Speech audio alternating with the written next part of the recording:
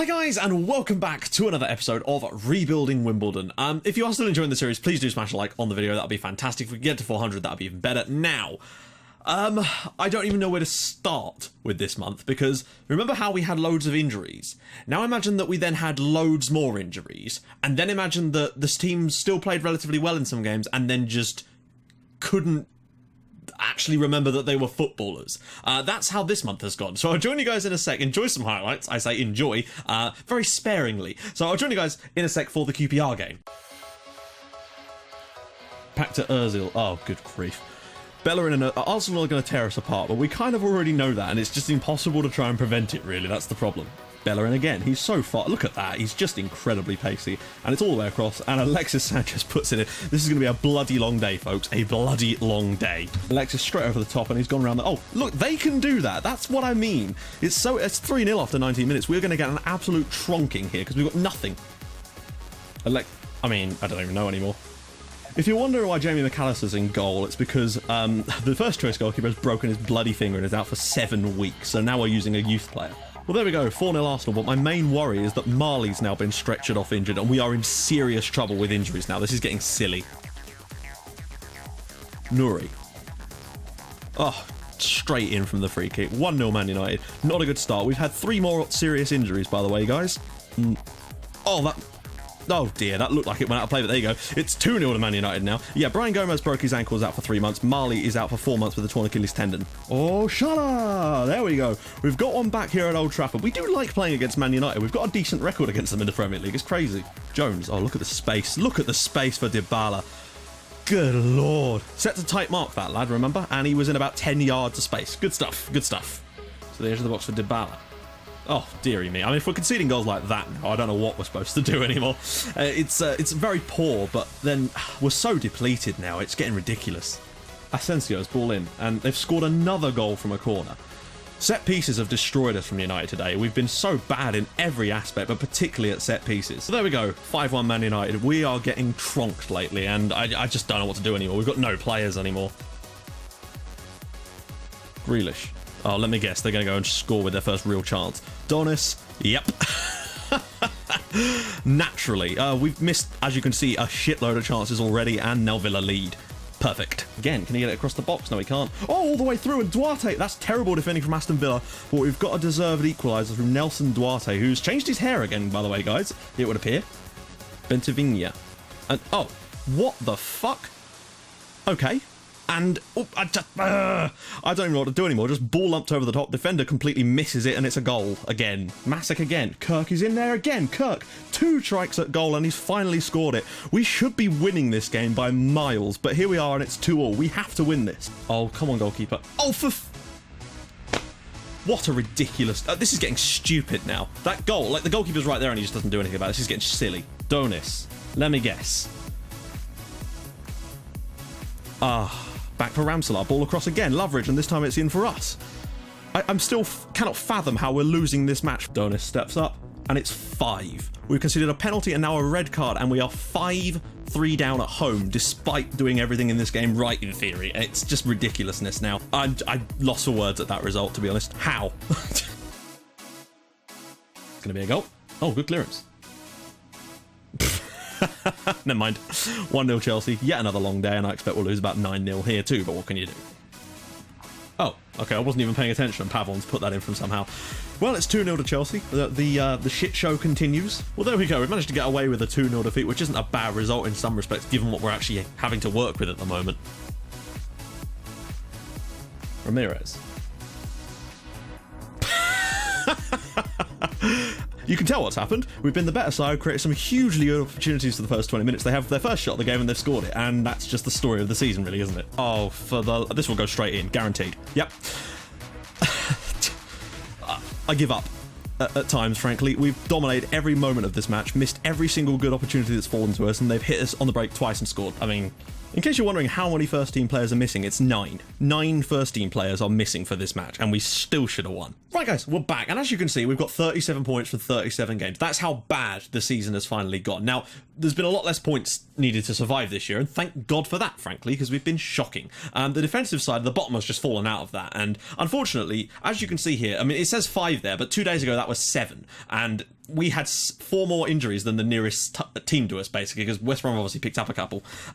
We only have 1 fit striker in the entire team now, and that is Adam Kirk, so that's good. It has just got to ridiculous proportions, basically. We're going to do a question today. Today's question is this: one feature that you would like to see in FM, what would it be? Now, for me, I would just like to see, like, random events sometimes. Just really random events. And by random events, I don't mean, like, losing games. I mean, like, just, like, an external factor that just happens to have an effect on not just you, but everyone else in the league. Maybe just something a bit random. Not like natural disasters, although that could potentially be something that would be a little bit interesting. Just something a little bit different that could happen every now and then, just to shake things up a little bit, to keep you replaying. And I think that'd be an interesting thing to see them put in the game, frankly. That's just my opinion. What would you guys like to see as, like, a new feature? Do let me know. And if you've got any ideas for a question today, drop those in the comments too with the hashtag QOTD. So, just going to quickly run you through what's kind of been going on. Actually, before I do that, someone said they wanted to see Hector Bellerin stats. So, there they are. We don't technically need to scout him to really see much of them because we can see all of this anyway. 20 pace, acceleration, his crossing probably, really, I mean, for me, 18 assists in the league this year. This guy is insane for a fullback. And Arsenal are playing him there, and yet he's still getting that amount of assists. It's mental. So that was one thing. And also, I was meant to show the leagues which I have turned on. So I'm just going to show you that now. These are the leagues that I have turned on. So we've got Argentina, Belgium, Brazil, a couple of levels, Croatia, Czech Republic, England, of course, down to a few levels there, Italy, Ireland, Hungary, Germany, a few levels, France, Finland, Northern Ireland, Romania, Scotland, Serbia, Slovakia, Spain, Wales, United States, and Sweden. That's what I've got on at the moment. It's 72,000. The game is running a bit slowly at the moment, but that's just how I'm finding the regions, because I've got those leagues turned on. Some of them had I turned them on before because I felt like we were going to have to look for those countries when we did get an upgraded scouting range. That's what I normally do, because that way it gives it a couple of years to bring up some regions anyway, so you don't have to be looking for like 15-year-olds. So, yeah, let's take a little look at what we've been doing this month. As you can see, I mean, scrolling, look at the amount of, the amount of red here. There's a 1 green there was the Middlesbrough one. But Arsenal, we were just appalling. Fair enough. Man United, we were just appalling. But by this point, we were getting so many injuries. Villa, though, I don't even know what happened there. We were vastly better than them and somehow conceded 5 times. Fair enough, the last one, or whatever, we were pushing for it. But the thing is, we never should have been in that position. It just felt like one of those games you're never going to win. Chelsea, we were poor, but we only conceded twice. And against Palace, I don't even know. We smashed them in every aspect, but then again, couldn't score, and they got 2 on the break. The other problem is, with Jeremy McAllister in goal, we've got no hope. Now, I do need to sign another goalkeeper, I know. I did that last summer too, but the guy doesn't join until 2021, and I didn't have enough money left to go out and buy another one. We just, literally, that's how difficult it's been building a team, because we just haven't ever had enough money to build an entire squad. We've had to build it bit by bit. So we need to get another goalkeeper as a backup, and that's probably why we conceded so many goals, just because he's not anywhere near as good a goalkeeper as Ribeiro. And I think Ribeiro is back again today. We did play a friendly, which was good. And I was worried that we might get some injuries in the friendly, but we didn't. However, then in the training between the friendly and the QPR game, we then did get 2 more injuries. One was to Fabio, again, so he's out again. And who was the other one? There was another injury. So Manquillo is suspended.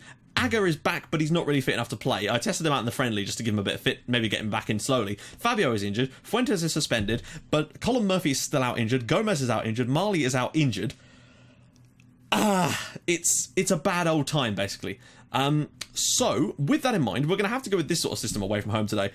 Aga, I just don't think we can risk playing Aga today. It might get a bit of a run out later on, but we've just not looked good enough. And unfortunately, when you've got the amount of injuries that we've had and the lack of players we've got in the team, it's caused problems. I feel like our first team squad, like our actual best 11, is probably a sort of a mid-table to lower table. When you pick your best 11, that's what we've got. I think that's where we do well when we have the full fitness of the squad. However, because we've got that lack of squad depth, once we lose a few players, then we start to become just completely worse than anyone else in the league by a comfortable margin, and that's the problem. And it's going to take me a couple of years to get enough squad players in to actually rectify that issue, so when we do get injuries, we can actually fix it. Now, we're going to play this system as well, because we've only got 1 fit striker, and that is Adam Kirk. You know, Fabio's out injured, Colin Murphy's out injured too, and where is the other lad? Marley is also gone as well. He'll be gone to the middle of August, so it is not a good time for us. Ribeiro is back again, which should at least give us some more solidity at the back, but frankly, I honestly don't know. I'm going to put in Jake Reeves as well instead of Masek,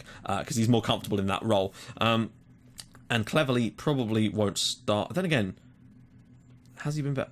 I'm actually tempted to keep Cleverley in, frankly. He's played well. Look, 7.44. Charlotte, 6.7. Cleverley does play well, though. It's just one of those things. He's just good there. It's weird, but he is. He does a good job. So I'm not going to knock it. Duarte's such a good player. He's actually 4.5 stars in this team. And for me, that says a lot about him if he could be 4.5 stars in this shower of shite. Anyway, let's get into the game, basically. They're the favourites, of course, because everyone's the favourites against us at the moment. We did play a friendly after the last match to try and get some confidence back up. We won it 9-0, but I don't know if that'll make any difference. Hazard, Perisic, I feel like we'll lose again. And the thing is, against Villa and Palace, we were the better side and we still lost both games. And that's a worry for me. Like, I expected to lose against Arsenal, Man United and Chelsea. I'd put those all down as losable games, and if we got anything, it was a bonus. But I'd earmarked Palace and Villa's games at home as not comfortably winnable, because I don't think any game is comfortably winnable, but winnable nonetheless. And we played well enough to win them, and that's the worst thing about those games, because tactically, when you look at it, and you look at the sort of are creating chances, tactically we created all the chances in those matches, but we still lost, and it's really difficult at that point to do anything, because you can look at the pros and stats till you're blue in the face, but unless the players are putting the chances in that you're allowing them to create with the tactics, there's nothing you can really do other than, you know, tinker with like players and stuff. Duarte, yes, he's the only player that's really had for me a fantastic season. Nelson Duarte. Ramselaar's been good as well, I have to say. Thing is, in that game where we lost to Palace, Nelson Duarte was man of the match. He got a 9.1, I think, and made 13 key passes in one match, and we ourselves made over 60, I think, in that game, which just shows you how good they were. But in front of goal there was nothing, because the strikers are either not fit or they're not good enough when they are played because they're not fit.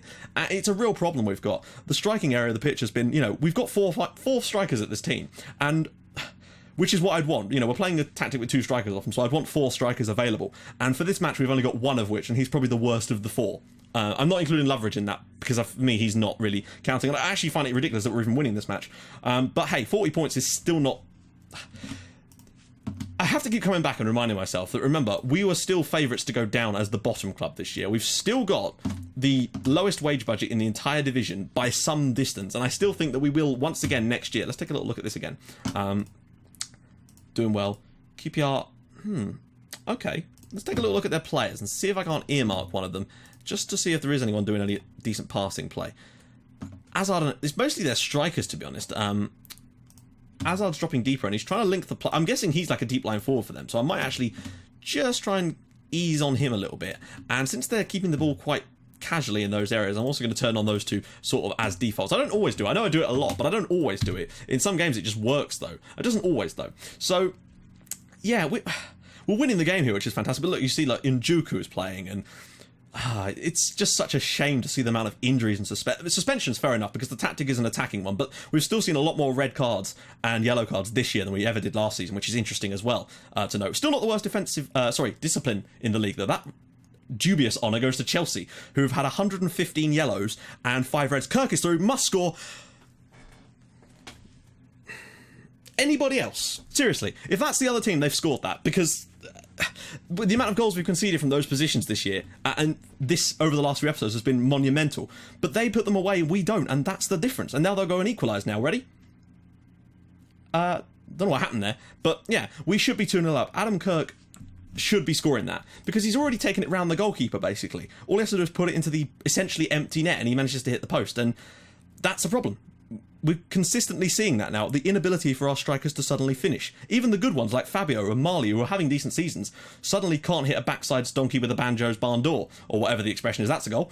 And there we go, we're now level in the game because we can't take our chances. And as usual, we're going to lose the game now, because QPR will get the momentum, and then we'll change a few things, probably end up dominating it again, and then we'll still lose. Perisic, ball in, 2 players on him, still gets the cross in.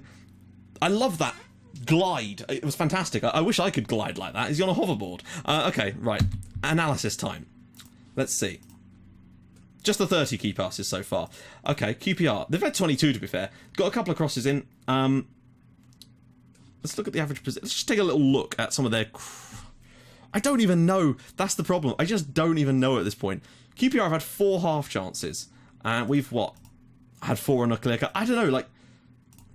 I don't even really have any clue what to do at this point, to be honest, guys.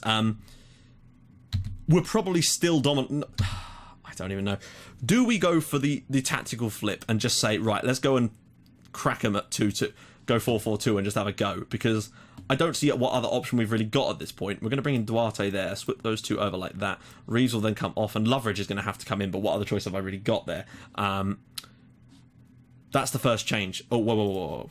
I always forget to do that. The reason I leave it as counter in general is because that's still how I will generally use it, but it's just useful, because otherwise I'd have to make a third tactic, and that really does slow down the ability to which they've got to learn those, and plus it would fill up a slot that we might need for a third one at some point later down the line. I'm shocked that well, actually I'm not shocked, because it sort of typifies everything we've done wrong over the past few games. Slipped it through, Kirk is in there, and it's another good save, because once, I mean, it's a difficult opportunity, but still, you'd feel that there's a good chance that one of our players or someone would take that chance.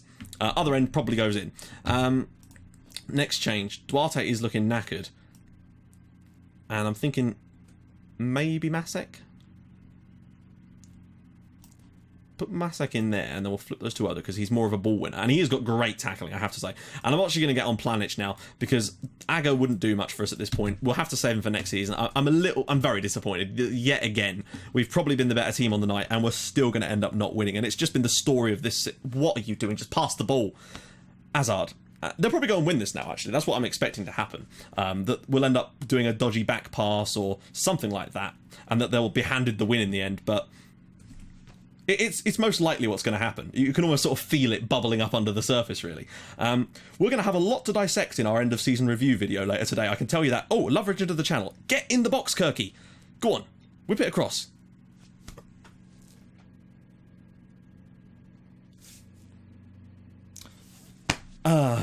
Oh, there we go.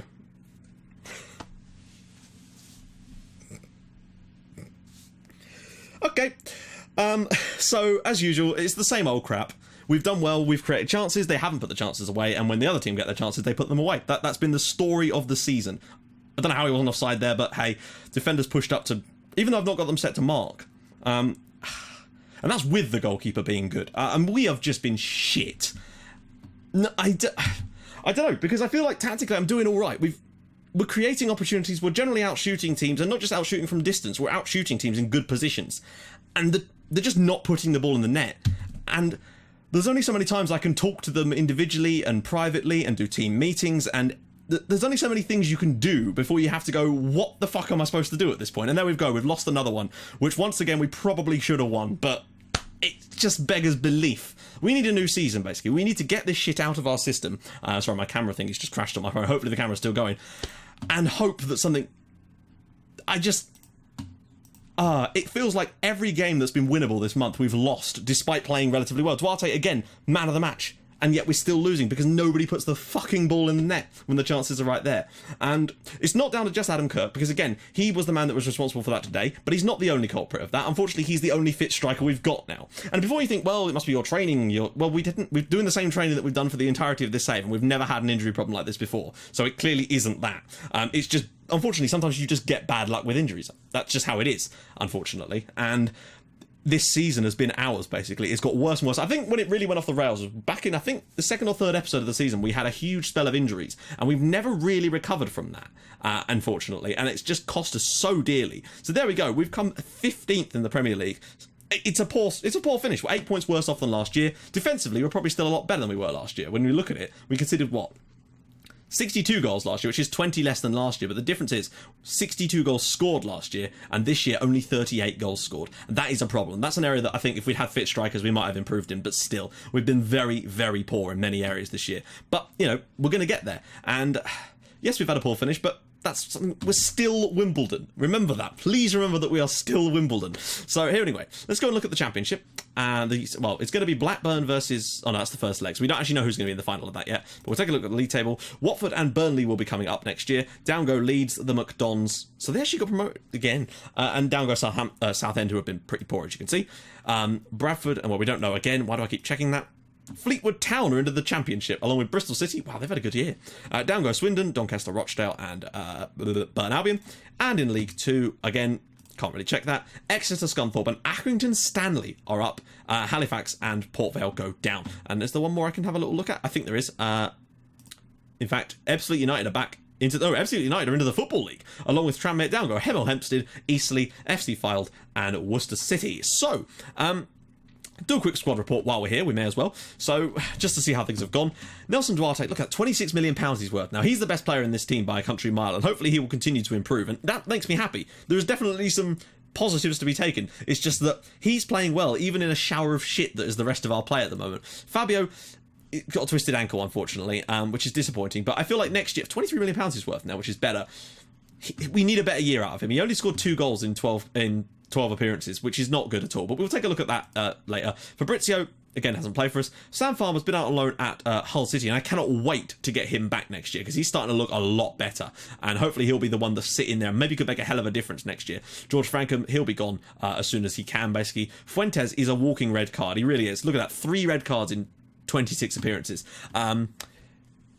Someone did warn me about him, actually, and he might not be here next year. I don't really know. We'll have to see. Gomez, broken ankle, is going to be out for quite a while, but he'll still be important for us next season. Absolutely. Honda, again, I don't know. I really don't know about Keisuke Honda. I don't know if he's going to still be here. We might move him on. May not, though. It depends. Just for backup, really. Kim Dong-hwan is a useful squad player, if nothing else. Adam Kirk. Like, as much as people have bashed on Adam Kirk, he's still very young, and I feel like he wasn't signed for the first team. He was signed as a backup to them, kind of like Pipoca was at Portsmouth, to come in eventually later on in the save. But he's just been thrown into it due to our inability to find strikers this year. Leicester will be joining Celtic, thankfully. James Loveridge still has 3 years left on his contract, incredibly, so he'll still be here, which is amazing. And he's still got 2 Premier League goals, frankly. Ribeiro, he's decent, but we do need to get a young keeper to try and slowly take over from him. Radek Marley is getting there, but he has got that damaged Achilles tendon, and he's getting there to be a decent player, so that's nice to see. Javi Manquillo, I'm really pleased with him. Still, this season he's had a good year, despite everything else. Masek, next year I'm thinking he's going to get a lot more game time, because when he has played, he's been superb, and you'll see what I mean in the post-mortem later. Jamie McAllister, again, he's not a good player, and I don't expect him to be.